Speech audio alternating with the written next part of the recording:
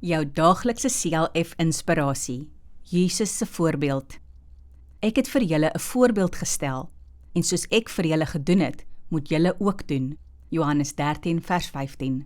Jesus en sy disippels was op 'n dag aan tafel om te eet. Jesus het toe 'n handdoek en skottel water geneem en sy disippels se voete begin was. Jesus wou hierdeur wys dat, al is hy Here en God, hy die voorbeeld stel sodat sy disippels ook nederig moet wees. Petrus het eers beswaar gemaak, maar toe Jesus verduidelik het hy vir Jesus gevra dat hy nie net sy voete nie, maar ook sy hande en gesig moes was.